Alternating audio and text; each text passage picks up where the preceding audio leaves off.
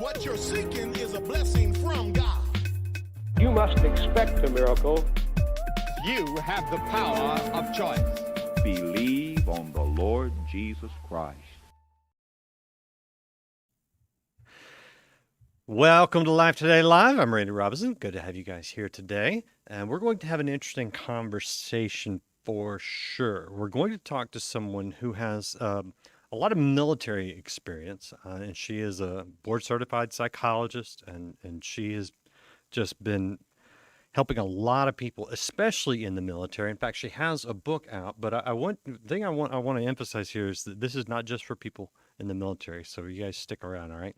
This is her book called Peace After Combat. And when you talk about psychological wounds, obviously war is, I mean, that's at the top of the list. One of the more difficult things we know, for people that face combat and life-death situations and all the really horrible things that go on in war. But here's what you need to know.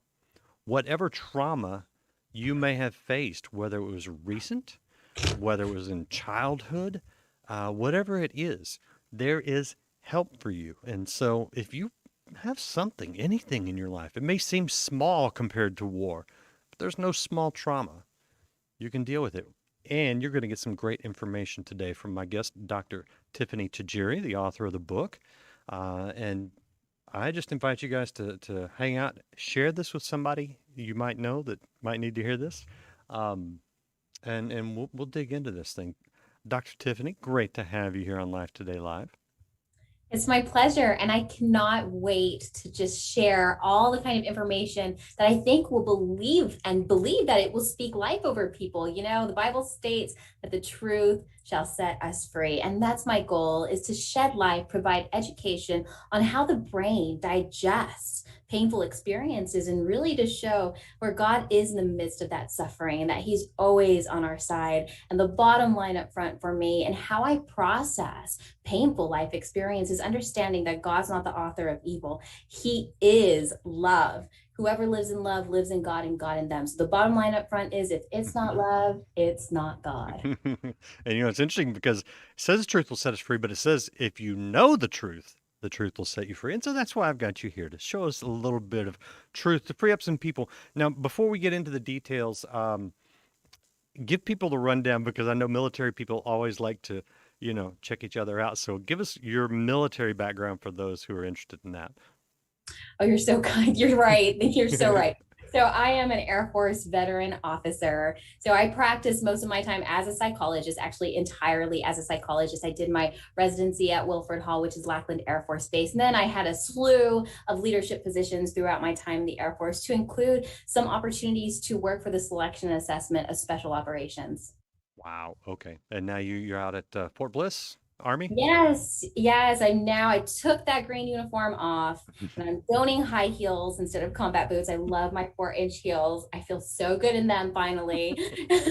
They're maybe not as comfortable, but you know what? I'm just enjoying being a civilian. I color outside the lines just a little bit because I'm not in that uniform. And it gives me this opportunity to have a freedom of creativity to do things like the rhythm restoration we'll talk about, and even to write books. And so I love my work at Fort Bliss. I'm the chief of the largest behavioral health clinic on post, and that's just my job, and I love it. I'm so blessed to do it. Yeah, and it's great. It's encouraging, one, that the Air Force, or the Army rather, all the branches, frankly, have recognized the need for people like you to deal with our veterans, and I honor and respect everyone that serves our country in the military. But there is some damage done oftentimes. And to acknowledge it, to put you in place, and to allow you to be a Christian as well, I think is huge.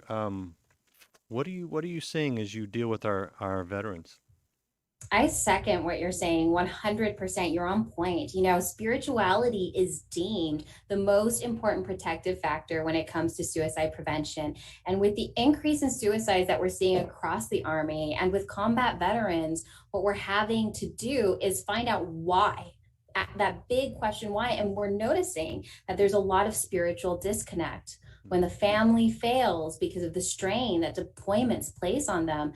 then there's faith. And if someone thinks that God is the author of the negativity they saw in combat, then that can stop them from having the healing that they need. They feel isolated. And so we are finding that spirituality is playing this huge role. It is the greatest protective factor. So let's get into some of the things you have in the book. I'll show it again, Peace and Combat, because one of the things that you alluded to that I'm interested in, very interested in, is this rhythm restoration that you've sort of carved out. Get into that. Explain what that is. So rhythm restoration is super cool. Of course, because I created it. That's so silly for me to say, but I love it. I love the difference I'm seeing in people's lives when they use it. And you know what? God is the catalyst in rhythm restoration. It's his word. It's the truth that sets us free, knowing that he loves us and he wants healing for us, and then understanding our own personal truth about what we went through. But rhythm restoration starts with one: rhythm. The first thing we ever heard when we were in our mother's womb as a fetus was her heartbeat. So we developed to it. It is natural way of calming us. It regulates our central nervous system. The second part's bilateral stimulation, such a big fancy word, but the reality is it just helps us process painful experiences. We do it organically when we are in REM sleep, which is rapid eye movement. Our eyes are jetting back and forth. Bilateral stimulation is just like walking or running, any kind of bipedal movement. If you're able to see me on the camera, I'm just lifting one arm and then the next. I usually have them tapping. So bilateral stimulation is key. It actually also produces the ability to create new neural networks that are adaptive to hold our thoughts captive to Christ. And then the last portion of it is visualization. I know it keeps going on. I'm so sorry, but visualization is so powerful. You know, the imagination is intended for us to lay down new and adaptive neural networks in whatever we're doing. The mind doesn't know the difference between real and imagined experiences. So what we do is we take the painful traumatic event that is stored in the amygdala of the brain, which is the fear center, and we take that memory, we put it to the frontal lobe as we're tapping and we're visualizing, okay?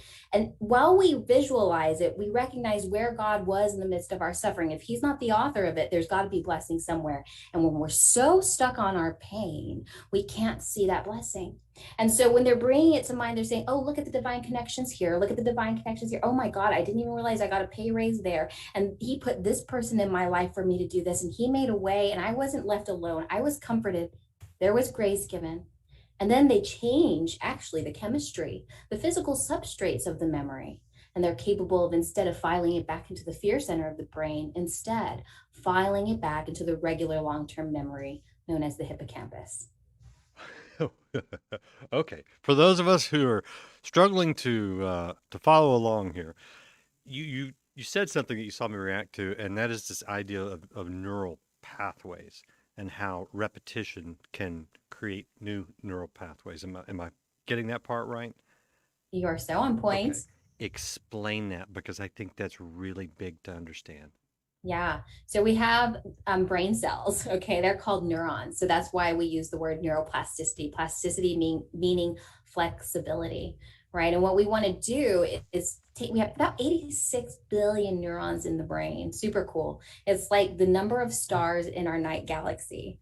And each one of those neurons can connect like a constellation. It has the opportunity to connect about 1,000 connections. And we choose which direction with our thinking. Now, our mind controls our brain. Our brain's just this globular loop. And what we do with our mind is direct the attention of it, right? And so we're choosing what thoughts we're doing, what thoughts create certain emotions and consequent behaviors. And so you're right. Repetition is key when you're trying to reinforce something that's positive. When we're on our default mode network, which is we're just blase blah, it's sometimes the enemy comes and attacks us there, and it becomes this constant baseline of I'm not worthy, I'm not good enough, just guilt and just not worthy, just unhappiness. But when we really want to rewire our brain, we have to be in tune and we have to be in a network that we're ready to make change, ready to think. And we guide that mind to shape our brain. And like you said, repetition is key because neurons that fire together, they essentially wire together. I have heard, I've read that repetitious thoughts form a physiological pattern in the brain that we can fall into, not just the pattern, but literally have a physical thing going on in our brains that will then force us that way. And it gets into habits as well. Let me put it this way. So I have my kids are all in their 20s now, right? So I've seen them graduate college and trying to become adults. Some better than others, but that's another story. But so I had kids who are like me in that they tend to stay up late and then have a hard time getting out of bed in the morning, right? But one of my children took a job where and he was probably the worst about getting out of bed in the morning. He gets up like at 5:36 a.m. every day. And he decided he wanted to pursue this job and it required him to get up early. And so he's developed patterns and habits. And I saw him recently and I was like, well, are you tired? And he's like, no, that's just his groove, if you will. Is that more than just some sort of, discipline, but something that actually is happening physically in our brain that develops those sorts of habits, whether it's thoughts or actions? You're absolutely right. He rewired his neuroplastic brain because he was motivated. There was enough positive reinforcement for him because he loved the job, the purpose, the meaning, the passion, that it was worthy to get up in the morning. So not only he changed his thoughts because there was the proper motivation, right? But what falls in line, and you always want them to be congruent, is when you put the right thoughts down, you want to make sure that your emotions associated with it are congruent with your behaviors, right? So you may love the job, but you may not have gotten your brain in sync. And so your behaviors may be off the pattern, which will cause anxiety. Whenever those three are not in proper alignment, it actually produces anxiety. But he was motivated enough to change his thinking, be excited. The emotion is excitement to do his job, which then falls into the natural pattern of waking up early. So that's really neat. And then of course, repeating that over and over again just positively reinforces it. So that leads me to believe that it is possible to change our thoughts and actions and emotions that go with them. We're not slaves to just who we are. Does that make sense? It totally makes sense. I believe Dr. Caroline Leaf says we're not a slave to our genetic predisposition. In fact, she actually states that we have this phenomenon known as epigenetics. And we can have a predisposition genetically for something negative. For example, alcoholism. It could run in the family and you can have a genetic predisposition, but you and your mind are the ones that determine whether that gene is going to be expressed or activated or not expressed at all. Because there's little signals on those genes. Are we going to open it up, peel back that DNA, and then consequently you now have the alcoholism trait, you're exhibiting it. Not only do you harbor the gene, but you're actually exhibiting the behavior. So every day we're choosing. So you're absolutely right. It reminds me of Deuteronomy, blessing or cursing I put before you, life or death, right? So choose life so that you and your descendants, they may live. And so that makes sense in the sense that when you say descendants, that you can pass this on from generation to generation. Wow. Okay, so that leads me to believe then that whatever trauma someone has faced, whatever bad experience, whatever addiction, which would be a pattern, all these things, the negative self-talk is a term that I've heard used a lot. I am hearing from you that this can be changed. You're absolutely right. And so what I love to put back to scripture is that God created us uniquely for love. He neurobiologically wired us to love and be loved. And in order to have love, we have to have relationship. And in order to have relationship, we have to have free will. And so free will is a precursor to all things. Every day we're choosing. And again, like you were saying, everything is about choice. We're choosing life or death. Are we going to be a vessel of love or light? Or are we going to be a vessel of toxicity that hurts other people? And God's not going to take that free will away, because if he took free will away from us, the purpose of our creation would be null and void, because the purpose is love. That's good. All right. We're talking to Dr. Tiffany Tajiri, and she has a book available that is directed towards combat veterans called Peace After Combat. But what she's talking about are some very applicable things to all of us. I do want to show you her website where you can see the rhythm restoration method that she has pioneered. It's drtiffanytajiri.com. You can see the spelling right up there. Here, when we get into these things, Dr. Tiffany, about ha- I know there are doubters out there. Um, how how does one get from a place of not being able to overcome a trauma or even an addiction or the negativity, the whatever negative emotion is driving them, whether it's fear, anger, jealousy, all these things. People live their lives enslaved to these things. How does one start the whole process of rewiring the brain, developing the new neural pathways to get out of the old, to to develop just an entirely different way of thinking, which affects everything in their lives? Where's the starting point? Well, acknowledging in the first place, recognizing where you're at. The hallmark trait of post traumatic stress disorder is avoidance. You don't want to deal with it, Mm, you don't want to put up with it. So I always make this analogy, it's like a snowball when you have a toxic experience. It's cold, it doesn't feel good. Then you take that snowball and you put it back in the snow and you keep pushing it away until it becomes like the base of a snowman. mm, Eventually, you keep trying to avoid it, you push it further, it becomes an avalanche in your life. So you got to decide, are you ready? Today I sat in front of somebody who just wasn't ready. No matter what I put in front of them, whatever explanation I gave them, they weren't ready. And you can't lead a horse. You can lead a horse to water, they say, but you can't force it to drink. And so you've got to be ready to make those changes. And if you want to make those changes, you've got to do the research. You've got to find somebody who is a therapist to talk with, to get connected to. And there's plenty of amazing self-help books out there, to include mine. Mine doesn't just mean how do you digest combat trauma. Like, trauma is trauma across the board. Our service members, they are human beings, so they have human being brains. How do you just process hurtful, painful experiences? And in the book, it dissects each part of the process, what PTSD looks like. And first, understanding what's going on really gives you insight. And then knowing what to do, how to identify the triggers, how to examine the triggers, saying, why do I feel this way? Do I have another alternative behavior that is a healthy behavior to engage in instead of hitting the bottle or going to the bar? What if I go to church? What if I call my support system? When I go to yoga or on a jog right now, instead of coping in the maladaptive ways? And we have to be consistent with what we're doing to change the brain. It takes 3 sets of 21 days in order for the brain to neuroplastically change. But we also have to be cognizant of relapse. Relapse is a natural part of recovery. So as God gives us grace, we have to give that to ourselves, but we got to get back on the horse. We don't just wash all the good we did away and say, oh, too late. See, I couldn't do it. No, it takes effort. So we really got to be putting in that effort, and we have to have that sense of agency. And when we put God at the center, knowing that He's got our back when we do this, it's going to make it infinitely easier.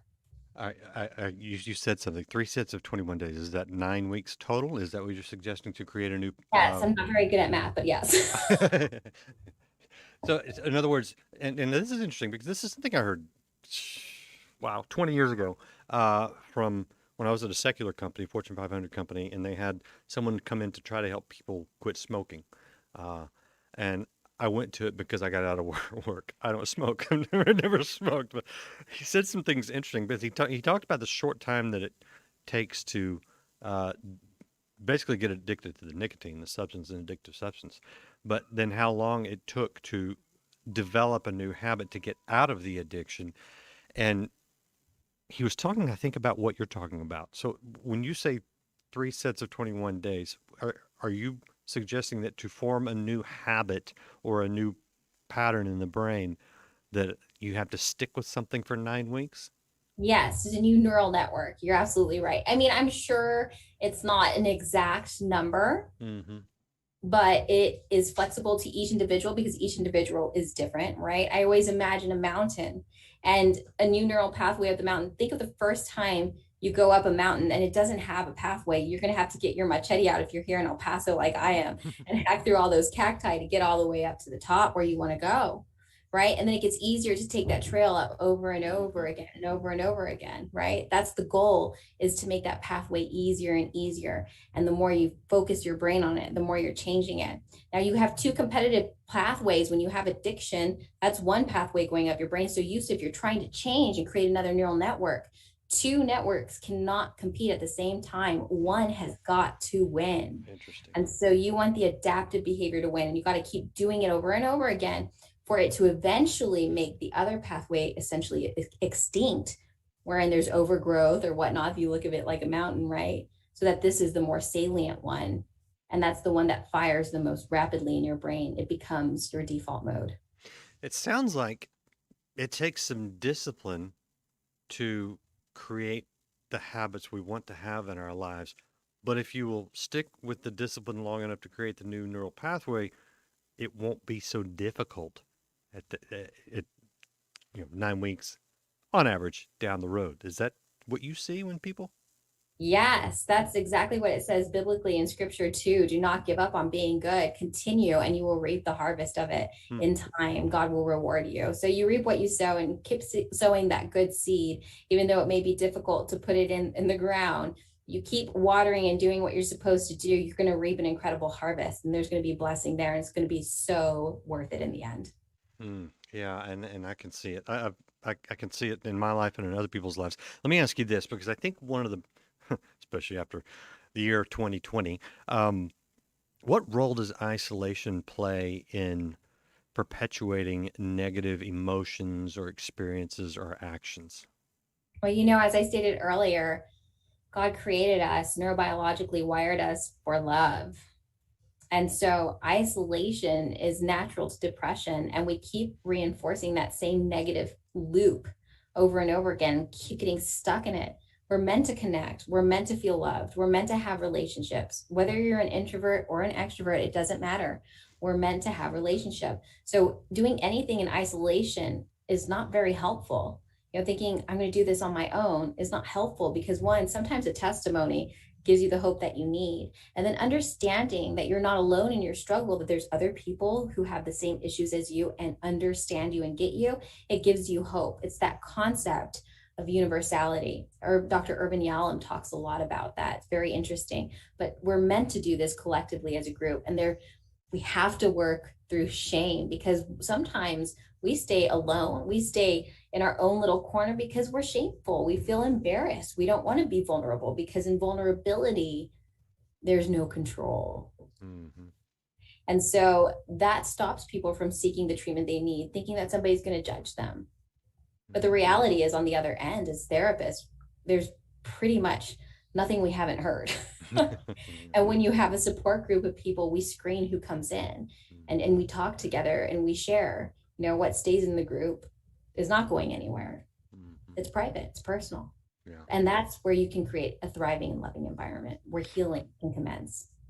For someone who's watching and they're interested because they have someone they care about who is stuck in some sort of negative situation, whether it's the result of trauma or an addiction or whatever the circumstance is, and they're going, man, I wish my loved one would do these things, would come out of isolation, would admit to the problem, would start to develop some new patterns.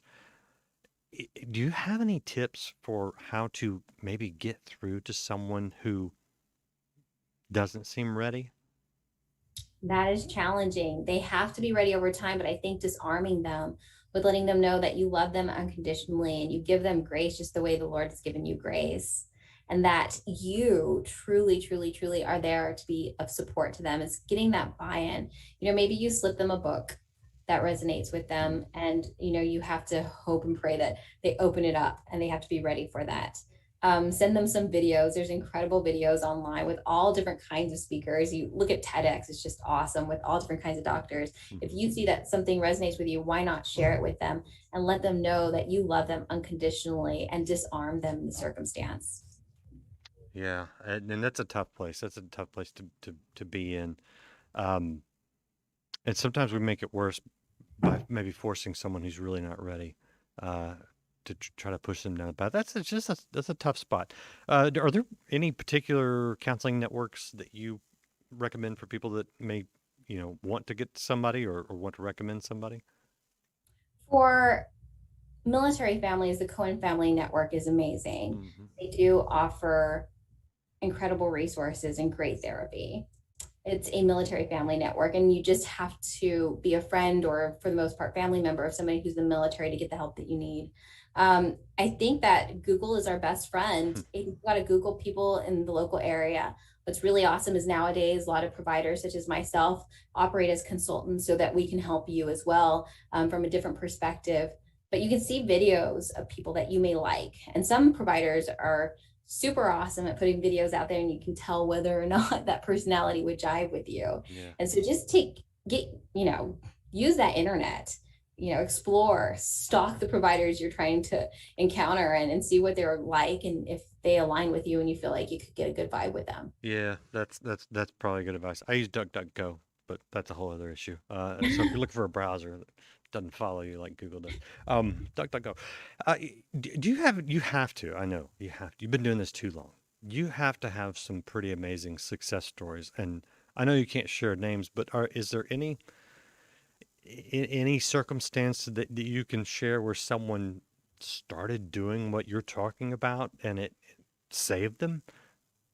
Yeah, absolutely. So there's a chapter in my book called Flatlines, and it's about a woman who is an actual surgeon in the Air Force, and she goes off to combat multiple times. And unfortunately, fortunately, we have to look at the beauty of what she said. She saves multiple lives over and over again, but she's having a really difficult time with the lives she's lost. And unfortunately, as a surgeon going to combat, they are not used to training on individuals who have been hit by IEDs, different kinds of blasts and bombs and rockets, because we don't see that here in America. Thank God, right? We're not in a third world country. We don't see that. And so they don't get that sort of training, even if they were to be in a larger city where there might be more violence. It's usually stabbings or gunshots.